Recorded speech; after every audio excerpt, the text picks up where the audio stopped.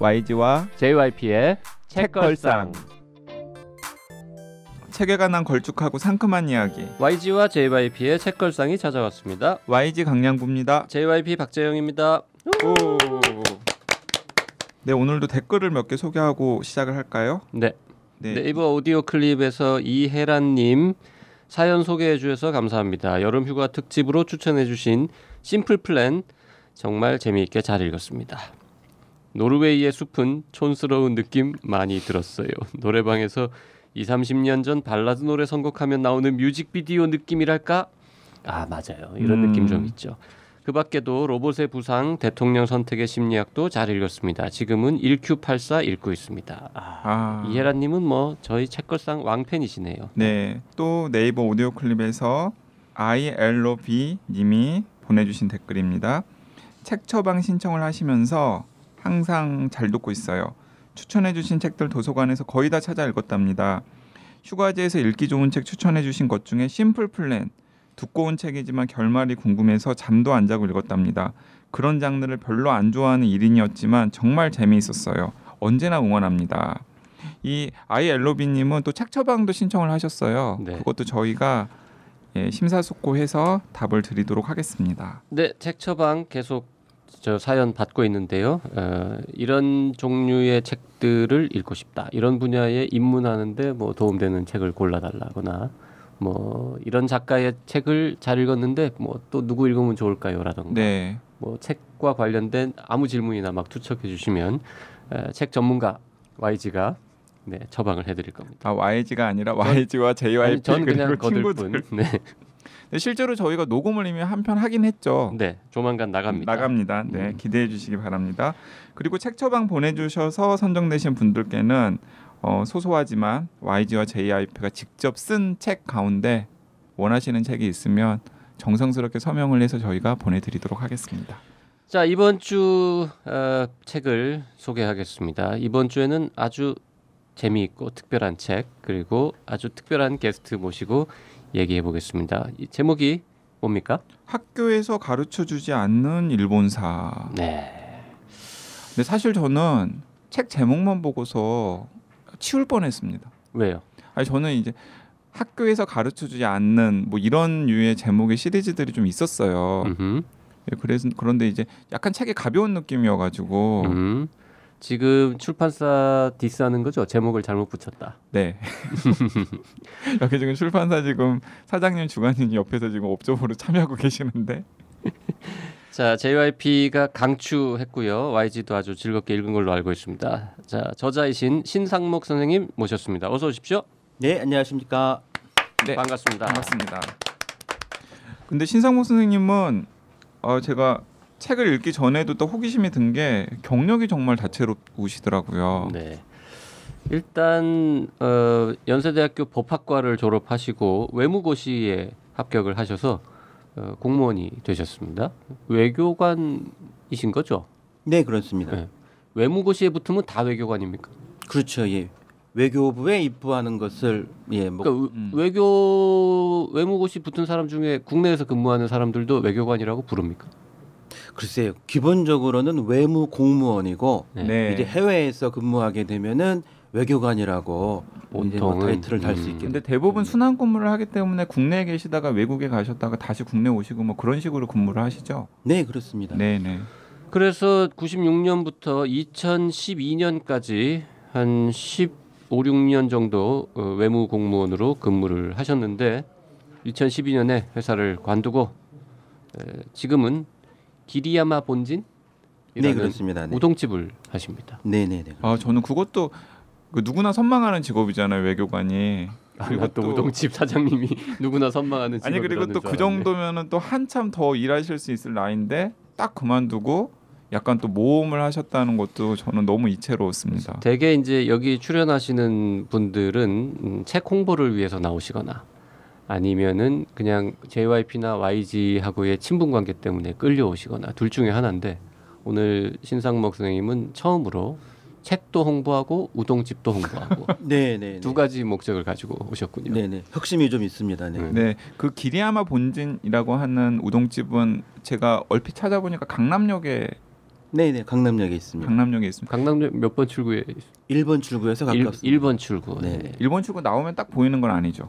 네, 1번 출구에서 한 2분 정도 도보로 네. 걸으셔야 되고요. 그 좀 이렇게 네, 하지만 역세권이라고 할 수 예, 있습니다. 사람들이 인지할 만한 좀 이렇게 지형지물 같은 걸 좀 몇 개 언급을 다 해주시죠. 찾아보고 가실 건데. 네네. 뭐. 아, 그래요? 예, 뭐 인터넷 검색만 하시면은 바로 정보를 기리야마 본진 얻을 수 있습니다. 이 그 우동 마니아들 사이에서는 맛집으로 소문난 집이더라고요. 조만간 저도 가보도록 네, 저도 하겠습니다. 가볼 생각입니다. 네. 근데 가게 이름은 무슨 뜻입니까? 기리야마 본진. 네, 기리야마는 사람 이름이고요. 제가 일본에 있을 때 인연이 닿은 그 이제 3대 100년에 걸쳐서 면을 전문으로 해온 그런 약간 사람 성씨적 가문 이름이고요. 그 보통 기리야마 그러면은 일본에 있는 지명인 기리시마하고 약간 좀 헷갈리시는 분이 있는데 지명이 아니라 사람 이름 인명이고요. 아니, 사람 이름 그러니까. 네네네. 기리야마. 뭐 어떤 분들은 뭐 가리야마 그러는데 저희 가리 안 받고요.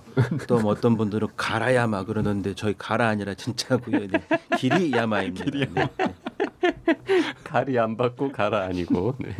그럼 기리야마라는 우동집이 일본 가면 있습니까? 네, 있습니다. 어디에 있어요? 행정구역상으로는 동경도인데 동경도가 서울시 한 4배 크기 정도가 네, 되거든요. 그렇죠. 굉장히 큰데 한국으로 치면은 뭐 양평, 청평 정도에 해당하는 거의 서북쪽으로 중심부에서 서북쪽으로 전철을 타고 1시간 반 정도 가면 나오는 오쿠타마라고 하는 곳에 있습니다. 아 그러면 일본에서도 꽤 유명한 우동집이겠네요.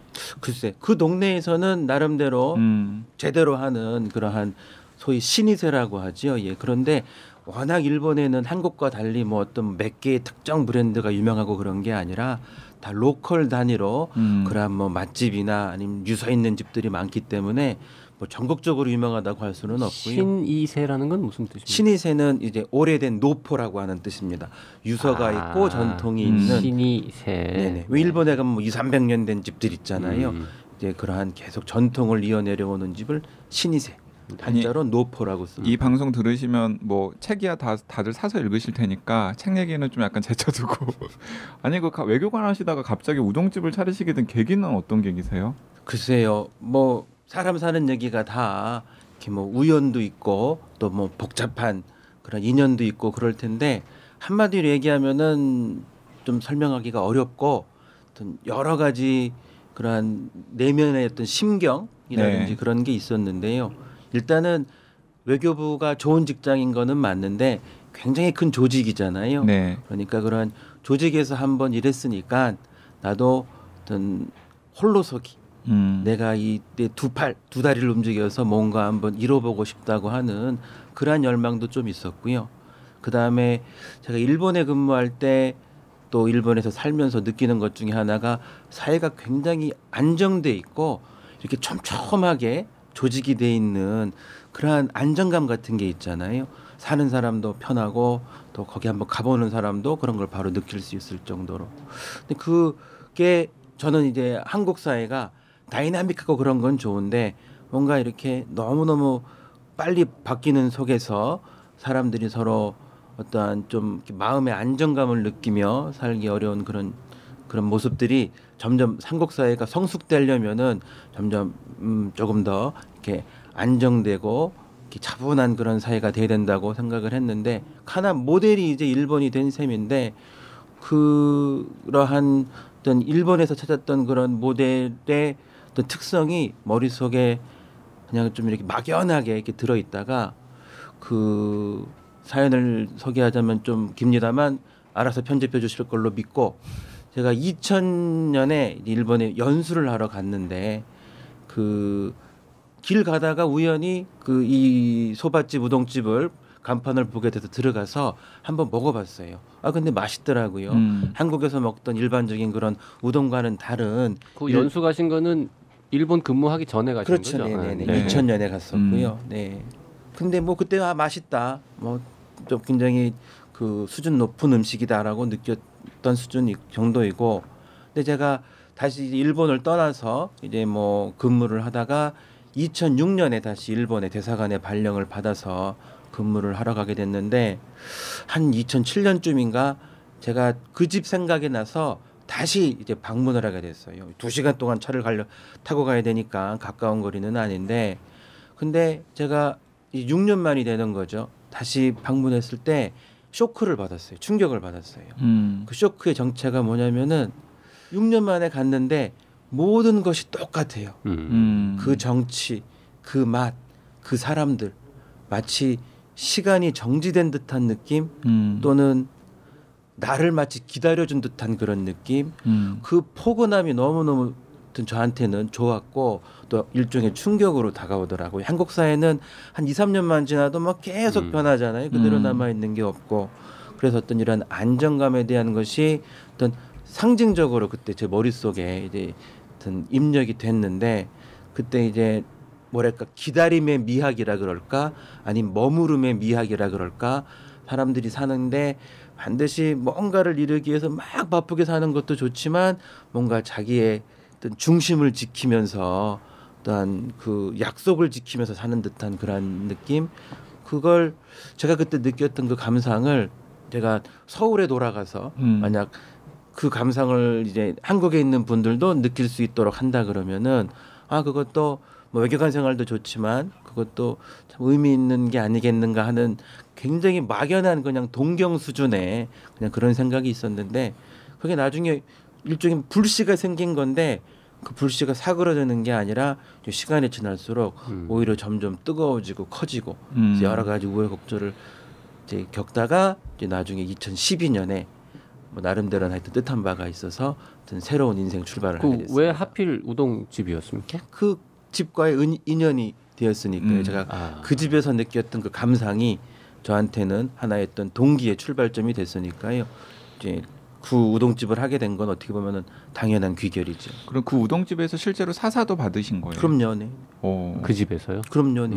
그리고 상호도 똑같고 그 집이 기리야마고. 그 집이 기리야마입니다. 네. 아하. 그러니까 그 외진 곳에 있는 그 집을 처음에는 왜 가신 거예요?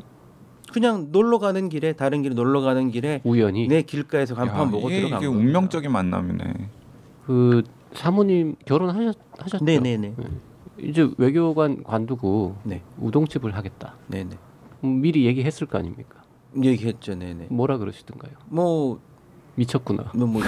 이혼 서류에 도장 찍고 뭐 하고 싶은 거야. 뭐 농담이고요.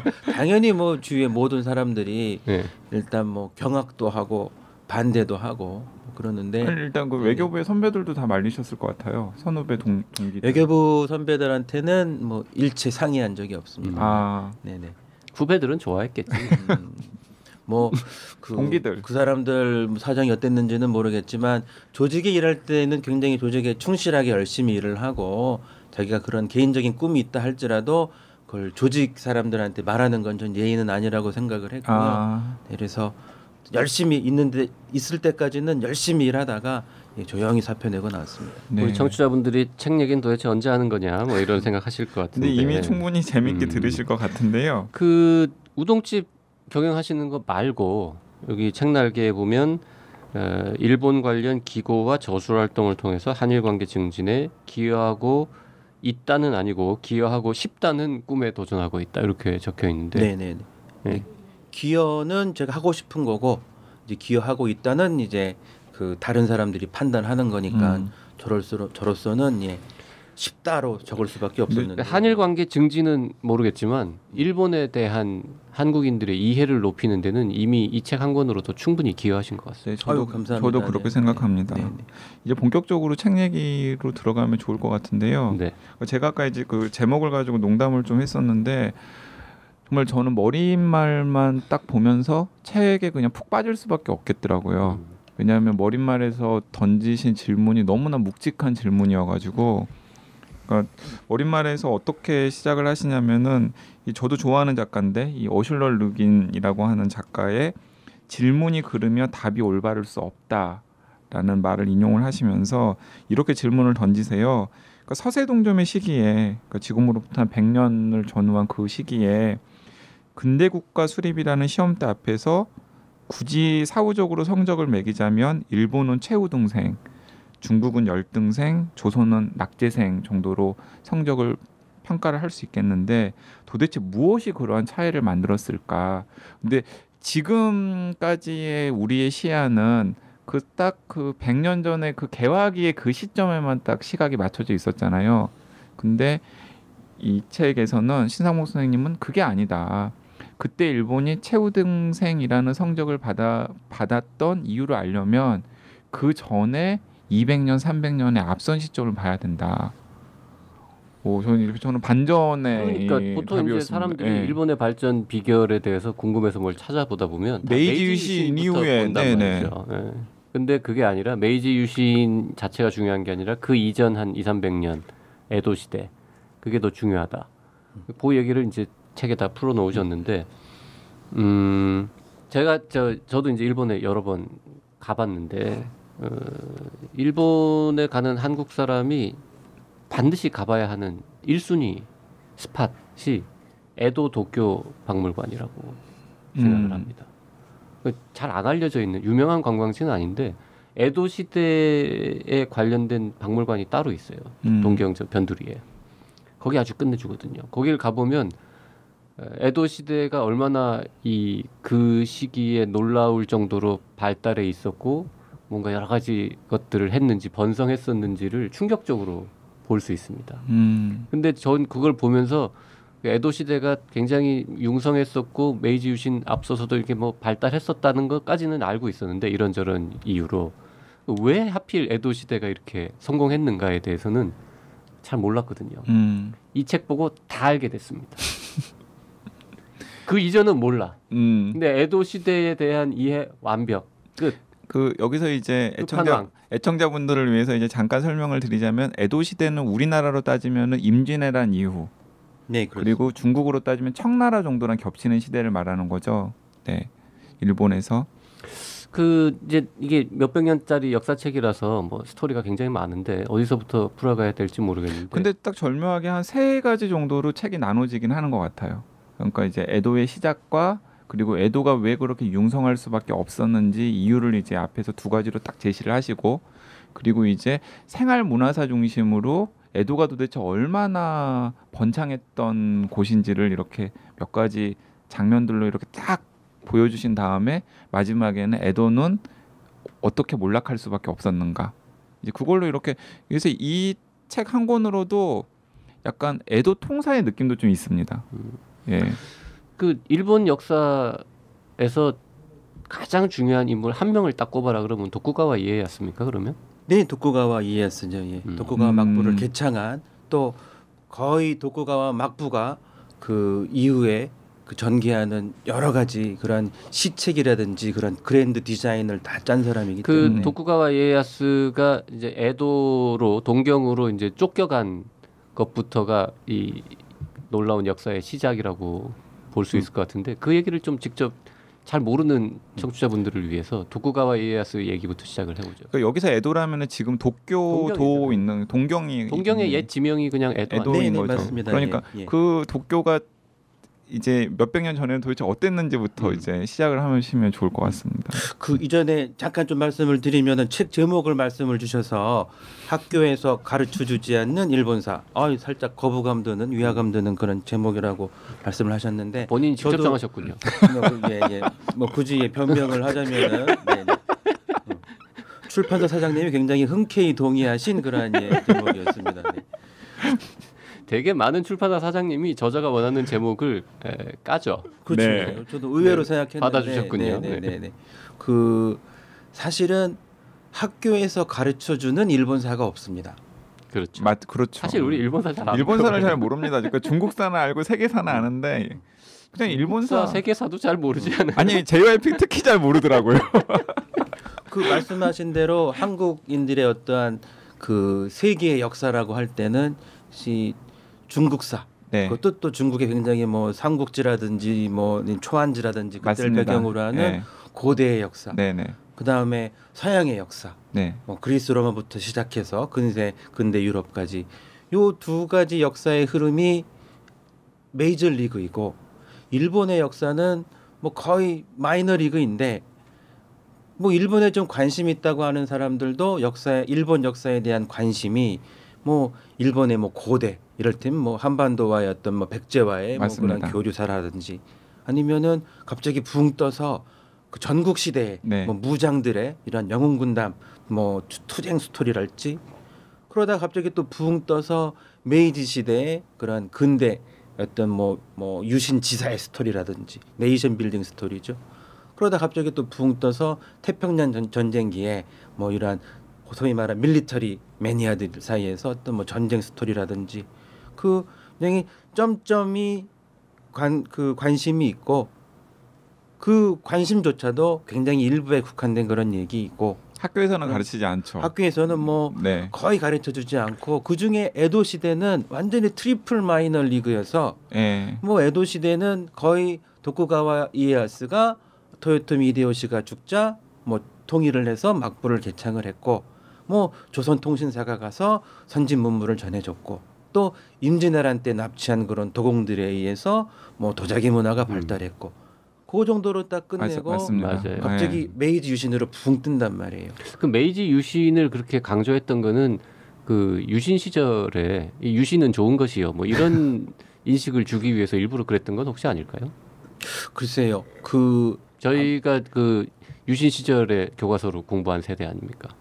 그 유신이라고 하는 뭐 단어의 뜻부터 왜 메이지 유신 그러는데 유신이 무슨 뜻이냐고 물어보면 아는 사람도 별로 없거든요, 사실은. 네. 박정희 대통령 시대에 그 일본의 메이지 유신을 모방을 해서 그런 어떤 국가 개조의 의미를 담아 그 명칭을 사용한 것은 맞지만 메이지 유신의 유신은 나름대로 또 다른 그러한 어떤 내재적인 그러한 의미가 있는 것이고 그 제가 책을 통해서 책을 쓰게 된 사실은 그러한 이유 중에 하나는 이를테면은 한국의 뭐 노벨상이라든지 그런 게 뭐 일본에는 굉장히 노벨상 받는 사람이 많은데 한국에는 왜 이렇게 노벨상 받는 사람이 별로 없느냐, 수상자가 없느냐, 뭐 이러한 것이 사회적으로 화제가 되고 그럴 때 굉장히 많은 사람들이 메이지 유신부터 맞습니다. 이제 그 원인 분석에 들어가서 메이지 유신 때 어떤 급격한 그러한 근대화가 잘 추진돼서 일본이 이렇게 과학 기술이 발달하게 됐고 이제 그 틀 속에서 이제 아주 많은 노벨상 수상자가 배출이 된다. 뭐 이런 분석들을 하시는데 저는 의문이 들었던 게 과연 그 30-40년의 시간 동안 메이지 유신 이후에 이를테 뭐 러일 전쟁이라고 하는 1904년 그 30-40년의 기간 동안 한 나라가 그 정도의 역량을 축적한다는 게 과연 가능한 것인가라고 하는 의문에서 시작을 한 것이고요. 요즘 한국 사회에도 이제 축적이라고 하는 그러한 화두가 이제 유행하기 시작합니다만 역시 그러한 어떠한 사상적인 학문적인 역량을 발휘하게 되기까지는 그 이전에 굉장히 단단한 그러한 축적의 시간이 있었던 게 아니냐. 그러니까 시쳇말로 하자면 포텐이 터지기까지의 준비 시간이라는 게 반드시 그렇습니다. 필요하다라는 거죠. 네네네. 그 근대화라고 하는 건 사실은 서양화라고 하는 것을 어떤 본질의 일부로서 내포를 하고 있는데 그 서구와 조우하게 됐을 때 그 서구의 것을 받아들이고 수용하고 변형하고 내재화하는 그러한 역량은 하루아침에 나올 수 있는 것은 아니고 그것이 수십 년, 수백 년에 걸친 어떤 자체적인 그러한 사회의 어떤 그 내재적인 역량이 있었기 때문에 저는 가능하다고 생각을 했고 그런 차원에서 에도 시대에 주목을 하고 그 질문에 답하기 위해서 나름대로는 이제 지식 여행을 떠난 셈인데 그 지식 여행의 이제 또 다른 종착점이 에도 시대의 재발견이라고 하는 것이죠. 네. 그런데 학교에서 가르쳐주지 않는 일본사라고 제목을 지은 것은 네, 바로 그런 대목들을 강조하기 위해서. 네. 그러니까 일본사라고 붙이셨는데 사실은 일본 역사의 아주 일부만 다루신 건데 나머지 부분들은 사실 몰라도 에도 시절의 역사만큼은 우리가 알아둘 필요가 있다. 뭐 이런 인식 때문에 쓰신 거겠죠? 네, 이제 아니 뭐 그건 아니고요. 예. 아니면 네. 다른 시대는 잘 모르기 때문에 그냥 다른 시대는 이제 2편 내지 3편에서 진행될 예정입니다. 그러니까 저는 사실 에도 힘 혹은 일본의 힘 같은 좀 임팩트 있는 제목이었으면 훨씬 책이 더 무게감 있어 보이지 않았을까 하는 생각이 들어서 그래서 약간 조금 아쉬웠어요. 왜냐하면 학교에서 가르쳐주지 않는 일본사라 하면 마치 이제 일반인들을 대상으로 한 교양서적이라기보다는 또 그리고 되게 메시지가 묵직한 책이라기보다는 여러 가지 정보들을 그냥 이렇게 짜깁게 해놓은 책이라는 인상을 혹시 어떤 독자들은 받을 수도 있지 않을까 싶어서 제가 아까 출판사에서 제목을 좀 더 묵직하게 지었으면 어땠을까 하는 생각을 일본의 했었던 힘 거죠. 예를 들어서 일본의 힘 혹은 에도 일본의 힘 힘의 원천 뭐 이런 그런 식의 이게 네. 나은 것 같아요. 일본의 힘 출판사가 뭐 묵직하게 이름 달아서 별로 재미를 못 본 모양인지 이번에는 그 흔쾌히 동의해 주셨습니다. 책을 다 읽고 나서 이제 뒷날개에 딱 가가지고요. 네. 뒷날개에 보통 이제 다른 책이 한두 권 소개가 되잖아요. 네. 거기 소개된 책이 돈가스의 탄생이라는 책인데 저 이 책을 되게 오래된 책인데 한 10여 년 전에 엄청 재밌게 읽었었거든요. 네, 그 뿌리아이파리라는 출판사가 이제 좀 일본 약간 관련 책들을 정종주 사장님께서 그 일본에 대해서 좀 관심이 많으세요. 그래서 이제 다른 출판사에서 절대로 안 내는 일본 관련 책들을 이제 발굴을 해가지고 내시고 계시는데 근데 제가 보기에 성적은 다 좀 시원치 않은 걸로 알고 있습니다. 이 돈가스의 탄생이라는 책을 보면서도 굉장히 그 에도 시절 뭐 하여튼 일본의 근대 메이지 유신 이후도 나왔던 것 같긴 하지만 굉장히 재밌게 읽었는데 이거는 정말 미시사 계열의 책이니까 돈가스 얘기 말고는 아무것도 이해를 못했는데 이번 지금 오늘 소개하는 이 학교에서 가르쳐주지 않는 일본사야말로 일본의 힘의 원천이 무엇인지를 네. 똑똑히 알 수 있는 좋은 책이었던 것 같습니다. 그 도쿠가와 이에야스 얘기 아까 제가 여쭤봤는데 그 네네. 얘기까지만 좀 하고 일부를 네, 마무리해보죠. 알겠습니다. 네. 예. 그 역사라고 하는 게 사실은 뭐 인과관계가 명확히 설명되는 그런 필연적인 부분도 있지만 우연적인 굉장히 요소가 많은 있죠. 부분들이 우연에 의해서 결정이 되는데요. 그 에도 시대는 강학석으로는 도쿠가와 이에야스가 1603년에 이제 에도의 막부를 개창한 그 때로부터 1867년 네. 대정봉환이라고 해서 막부의 권한을 이제 천황에게 이양을 하는 그때까지 약 260여 년 정도의 기간을 얘기를 하는데요.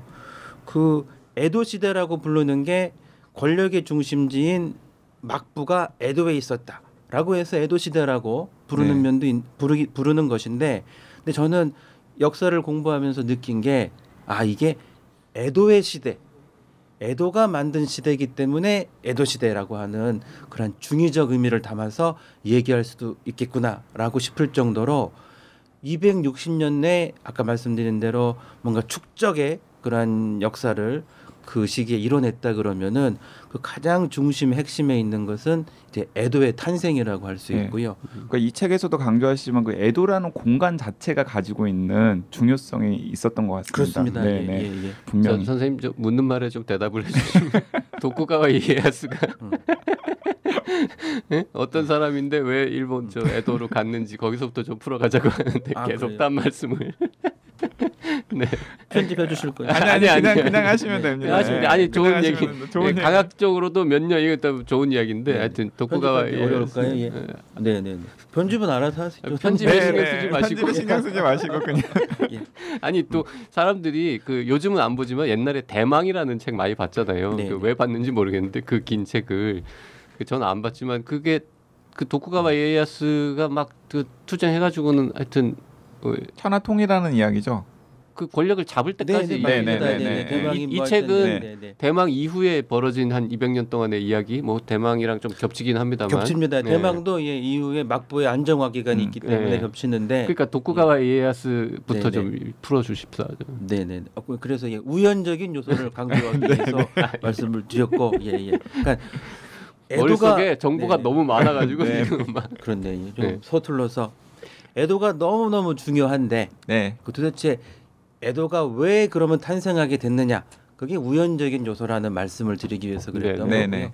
그 도쿠가와 이에야스가 가고 싶어 간 곳이 아니고 도요토미 히데요시가 이제 천하를 통일을 하고 쭉 둘러보니까 가장 강력한 이제 잠재적 라이벌 중에 도쿠가와 이에야스가 있었는데 그 이제 승부라고 하는 지금 시즈오카에 해당하는 굉장히 전략적 요충지에 딱 털을 잡고 있으니까 이 도쿠가와 이에야스를 견제하기 위해서 너 관동으로 가라.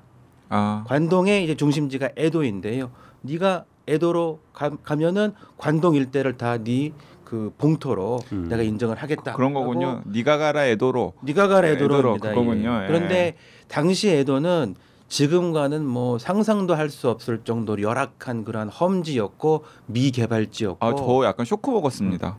에도가 그런 곳이었는지 몰랐어요. 그 에도 도쿄 박물관 아까 얘기했잖아요. 거기 가보면 그 이제 매립하고 뭐 이렇게 도시 세팅한 이야기가 쭉 나오는데 볼 때 제일 황당한 게 아니 왜 하필 이런 데다가 수도를 정했대?라는 생각이 들거든.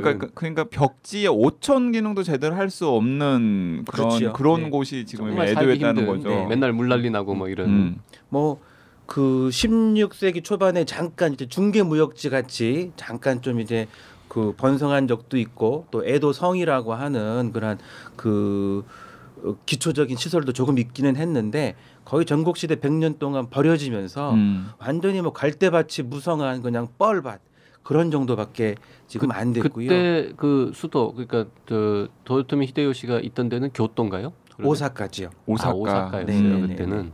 오사카가 이제 교토는 이제 전황이 있는 곳이고 정치의 중심지 있지만 그 도요토미 히데요시가 본거지로서 이제 급격히 번성하고 경제 중심지 역할을 한 곳이 오사카이고요. 그러니까 어쨌든 관서에 있던 이제 네, 도요토미 히데요시가 어쨌든 관동으로 보내버린 거군요. 교토나 당시의 관동은 완전히 오지 험지입니다. 네. 그쪽 동북 지방을 비롯해서 뭐 모든 정치 경제의 중심지로부터 벗어난 나쿠지 개념이었고요. 그러니까 교토나 오사카는 뭐 붙어 있는 동네니까 그 동네가 일본의 중심지였는데 네, 근기 긴기 네. 지역이라 그래서 거기가 그 전통적인 정치 경제의 중심지입니다. 근데 시즈오카에 아까 도쿠가와 이에야스 있었다고. 네. 시즈오카도 동경에서 그리 멀지 않은 오사카보다는 동경이 훨씬 가까운 곳인데 시즈오카는 교토에서도 가깝고 또 중간쯤인가요? 네네 동과 서를 연결을 하는 데 있어서 요충지 천혜의 교통의 요지이자 또 난공불락의 그 요소로서 후지산 주변 요새로서의- 거기가 시즈오카잖아요. 네네 그렇습니다. 네. 근데 거기 있는 거를 이제 저 경쟁 약간 좀 꼴 보기 싫어가지고 저놈이 더 커질까봐 그렇죠. 저 멀리 저 쫓아버렸고 황무지로. 네네네. 그러면 그 저기 토요토미 히데요시가 도쿠가와 이에야스를 에도로 보내버릴 때는 저 동네에 가서 험한 동네에서 고생하다가 찌그러지겠구나 이런 생각으로 이제 날린 견제를 거겠죠. 하기 위해서 나쿠지로 보낸 거죠. 그랬는데 도쿠가와 이에야스는 에도에 딱 도착을 해서 뭔 짓을 합니까 이제 그때부터?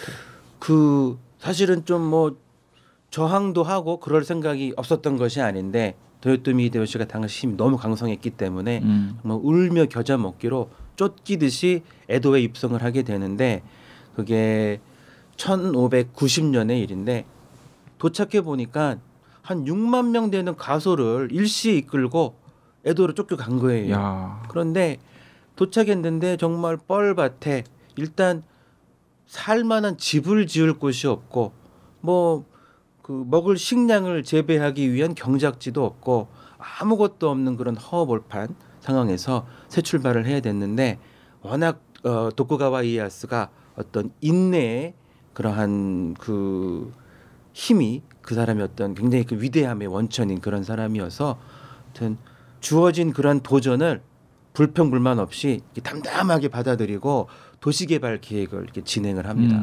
그런데 보통 영주 같으면은 성부터 당시엔 전쟁 시대이기 때문에 성부터 이제 수리를 하고 짓거나 그럴 텐데 도쿠가와 이에야스의 어떤 특별한 점이라고 할까요? 이 사람은 도시개발 계획에 있어서 가장 첫 번째 내린 명령이 일단 가솔들이 먹고 자고 할 수 있는 그러한 땅부터 만듭니다. 그래서 그나마 얼마 안 되는 땅을 정리를 해서 가솔들이 살 수 있는 이제 택지를 만들어 집을 짓고 그 주변에 경작지를 만들어서 농작물을 농경지를 하고 이제 그게 어느 정도 진행이 돼서 가솔들의 생활이 안정이 되자 그때부터 성을 보수함과 동시에 또 하나 이 사람이 어떤 위대한 명장으로서의 그러한 그 면모가 있는 것이 어떠한 지역을 방어하거나 그럴 때 가장 중요한 게 보급이 아니겠습니까? 네. 그러한 보급을 위해서 물길을 뚫습니다. 소위 말한 운하인데요. 워낙 전국 시대부터 이제 일본은 성곽에 해자를 판다든지 그래서 물길을 내고 물을 대고 하는 그런 토목 기술이 어느 정도 발달해 있는 상태였는데 그 기술과 역량을 총동원을 해서 에도가 굉장히 그 남북으로 흐르는 그 강들이 아주 다기한 강들이 있어서 그 인간의 거주 환경이 아주 어려운 곳이었는데 그것을 어느 부분은 인공적으로 메우고 어느 부분은 이제 동서로 관통하는 인공 물길을 뚫어서 이제 운하를 만들기 시작합니다. 그래서 에도라고 하면은 지금은 굉장히 큰 도시를 생각을 하지만 사실 에도라고 했을 때에는 전통적인 개념으로는 지금의 황거라고 하는 그 왜 마루노우치라고 하는 중심부가 있는데 우리로 치면은 뭐 시청에서 경복궁에서 시청에 이르는 뭐 그런 정도의 지역이 있는데 그 일대가 사실은 에도이고 나머지는 다 별도의 지명이 있었습니다. 그런데 나중에 이게 도시가 발전하면서 커다란 이제 대에도라고 하는 이름으로 편입이 되기 시작하는데 에도에서 조금 떨어진 곳에 배를 댈 수 있는 그러한 항구를 만들어 놓고요. 그 항구에서 즉 바닷길에서 에도 성까지 바로 그 물자가 전략 물자죠. 전략 물자가 그 운반될 수 있는 그런 물길을 뚫기 시작합니다. 이게 한 대략 한 10년 정도에 걸쳐서 그 기본적인 가솔들이 살 수 있는 택지와 농경지 조성, 그다음에 그 물자의 수송을 위한 운하 파기, 물길 트기 이걸 뭐 가열차게 진행을 하는데요. 이제 그때부터 한 70년 동안 도쿠가와 이에야스에 이어서 한 4대 그 쇼군에 걸친 그러한 시기 동안에 뭐 대대적인 에도 정비, 에도 도시 정비라고 하는 대역사가 진행이 됩니다. 그 도쿠가와 이에야스가 그 에도로 쫓겨갔을 때 몇 살이었습니까? 그때 50세 정도였습니다. 50살 정도였습니다. 보통 그 정도 그때도 평균 수명이 그렇게 길지 않았을 한 거니까 40살, 50살 정도였었죠. 당시 그때. 평균 수명이 이제 뭐 30대 후반, 40대 초반 네, 정도로 네. 기록으로 정리가 되는데, 네네. 근데 평균 수명이라는 게 좀 재미가 있어서 이게 굉장히 일찍 죽은 사람들이 있고 또 오래 산 사람들이 있어서 이제 평균값으로 나오는 것이고. 그렇죠. 어쨌든 네네. 다른 영주 같으면 지네 집을 먼저 지을 텐데 네. 그리고 뭐 50 정도 됐으면은 뭐 그래도 좀 이제 말년을 좀 평화롭게 뭐 살고 뭐 이랬을 것 같은데 아니면은 저 다시 누구야 토요토미 히데요시를 치기 위해서 뭐 군비를 확충하거나 뭐 이랬을 것 같은데 도쿠가와 이에야스는 자기 집을 일단 안 짓고 가솔들 6만 명이 먹고 살 수 있는 도시를 건설하기 시작했다. 그렇습니다. 그리고 이게- 첫 번째로 치수를 했다. 그렇습니다. 4대강 사업 같은 거를 그때 한 거잖아요. 네, 뭐 한강 정비 사업이라고 보시면 될 것 같습니다. 그리고 이제 그런 과정을 통해서 지금의 메트로폴리스 도쿄의 토대가 닦인 거죠. 그렇습니다. 네. 근데 거기에 또 이제 우연적인 요인이 어떤 일본의 어떤 정치 체제와 맞물려서 네. 요 그럼 에도의 도시 정비를 위한 이런 대역사에 자원이 투입이 돼야 될 텐데 이 자원이 투입된 메커니즘이 또 재밌고 그거 그게 이제 다음번에 그게 얘기해야 다음 돼요. 시간에 딱 그 대목. 네. 근데 어쨌든 1590년에 쫓겨갔는데 그 일본 전체에 대한 권력 이거를 획득한 시점은 언제쯤입니까? 1600년에 이제 도요토미 히데요시가 이제 그 몇 년 전에 죽고 나서 네. 이제 다시 일본이 이제 분열하게 되는데 이제 동군과 서군으로 나뉘어서 전투가 벌어진 세키가하라 전투라고 하는 것이 있는데요. 그게 1600년의 일이고 유명한 전투죠. 네네. 거기에서 이제 동군이 도쿠가와 이에야스가 지휘하는 동군이 승리함으로써 도쿠가와 이에야스가 1603년에 이제 천황으로부터 정의 대장군이라고 하는 칭호를 받고 막부를 그 개최했습니다. 이것도 지금 저기 한국사랑 연관을 시키자면 1592년에 임진왜란이 시작이 되잖아요. 그렇습니다. 네. 그러면 이제 도쿠가와 이에야스가 그 에도로 이제 밀려난 다음에 2년 뒤에 시작이 되는데 그러면은 그 도쿠가와 이에야스가 에도를 이렇게 토대를 닦는 시기랑 임진왜란 시기랑 겹치잖아요. 그럼 그렇습니다. 도쿠가와 이에야스는 전쟁 안 하고 뭐 했을까? 애청자분들 이런 궁금증 가지실 텐데 그런 얘기를 다음번에 예, 그게 또 절묘한 역사의 우연이 있는 거죠. 우연히 몇 개가 참 겹치는데요. 더 재미있는 에도 시대 이야기는 다음 시간에 계속 이어가도록 하겠습니다. 네, 오늘 우동집 영업도 포기하시고 나오신 신상국 선생님 너무 감사합니다. 저야말로 감사드립니다. 이리야마 본진이라고요. 강남역 1번 출구 근처에 있습니다. 네. 다음 시간에 다음 다시 시간에 뵙겠습니다.